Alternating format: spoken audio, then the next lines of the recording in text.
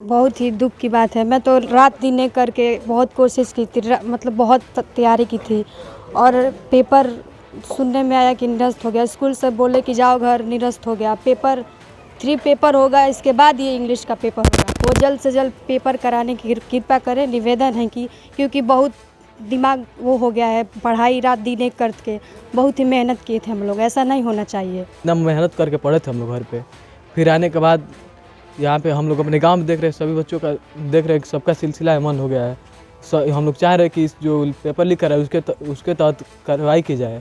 बलिया जनपद से इंटरमीडिएट का अंग्रेजी का प्रश्न पत्र लीक हो गया, जिसको लेके उत्तर प्रदेश के 24 जनपदों में इस पेपर को निरस्त कर दिया गया है। इस समय हमारे साथ इस गांव के कुछ छात्र और छात्राएं मौजूद हैं। उनसे जानेंगे कि किस प्रकार से उन्होंने तैयारी की थी अब, और जब वो परीक्षा केंद्र पर गए तब उन्हें क्या जानकारी मिली और क्या सोचते हैं इस पेपर को लीक होने को लेके। क्या नाम है आपका और किस क्लास पढ़ती हैं? मैं क्लास 12th की छात्र हूँ, खुशबू सिंह मेरा नाम है।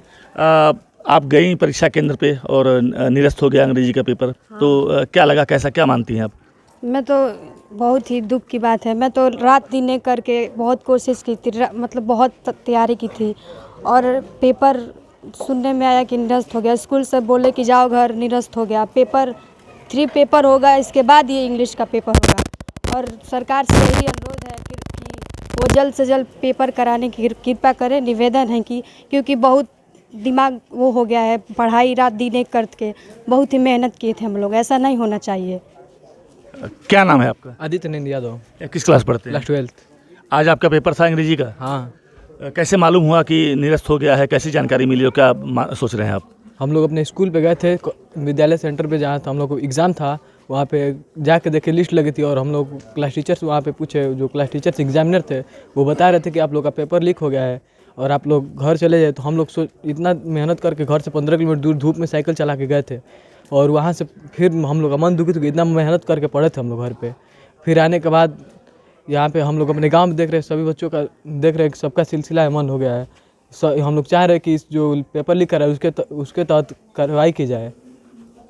बच्चे हैं, बच्चों का कहना है कि काफ़ी मेहनत किए थे इस परीक्षा को लेके और वो चाहते हैं कि दोबारा भविष्य में इस तरह की घटना न हो और जिन लोगों ने ऐसा काम किया है उनके खिलाफ कड़ी कार्रवाई हो। हमारे साथ कुछ और छात्राएं मौजूद हैं, आइए उनसे बातचीत करते हैं, क्या कुछ मानना है उनका, क्या सोचना है। क्या नाम है आपका? Hi, I am Anchal Singh Sengar from class 12th। I know that कि जैसे हमारा एग्ज़ाम लीक हो गया है और हमें ये ज़्यादा उम्मीद रखती हूँ कि जहाँ से ये लीक हुआ है वहाँ से हमें सरकार इसको कार्रवाई करे, ताकि इस चीज़ से हम बहुत होपलेस हैं और हमने बहुत काफ़ी प्रिपेयर एग्ज़ाम का किया है। इस चीज़ को लेके सरकार कुछ नई से नई कार्रवाई करे।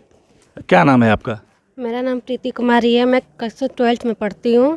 पेपर आज लीक हुआ और निरस्त हो गया आपका, तो कैसा लग रहा है आपको? हाँ, बहुत बुरा लग रहा है। हम लोग रात दिन पढ़ते हैं, लिखते हैं। हम लोग गए थे तो पता चला कि पेपर निरस्त हो गया है।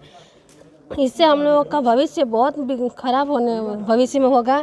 इससे सरकार से हम लोग यही कहेंगे कि हम लोगों का भविष्य के बारे में सोचकर कुछ नए नियमों का। क्या नाम है आपका, किस क्लास से पढ़ती हैं? मेरा नाम श्वेता है, मैं क्लास 12th में पढ़ती हूँ और हम लोग रात दिन मेहनत किए थे और सरकार से यही अनुरोध है कि वो मतलब इस पर कोई निर्णय ले। और कब मालूम हुआ आपको कि पेपर नहीं होगा? और हम लोग स्कूल पे गए थे तो पता चला कि सर बोल रहे कि पेपर नहीं होगा, आउट हो गया है, आप लोग घर जाइए। जैसा कि आपने छात्र और छात्राओं की बातें सुनी, काफ़ी आहत है, मर्माहत भी हैं, क्योंकि लगातार इन्होंने तैयारी की थी इस परीक्षा को लेके और परीक्षा केंद्र पे जाने के बाद इनको यह जानकारी मिली कि पेपर आउट होने के चलते निरस्त हो गया है। हालांकि अब ये पेपर बाद में होगा, अभी जितने पेपर बचे हुए हैं पहले वो पेपर होंगे, उसके बाद की तारीखें सरकार के द्वारा तय की गई हैं। तो छात्र छात्राओं का यह मानना है कि इस प्रकार की घटना दोबारा ना हो और उन्होंने जो इस तरह के काम कर रहे हैं, पेपर को आउट कर रहे हैं, उनके खिलाफ कड़ी कार्रवाई की मांग भी की है।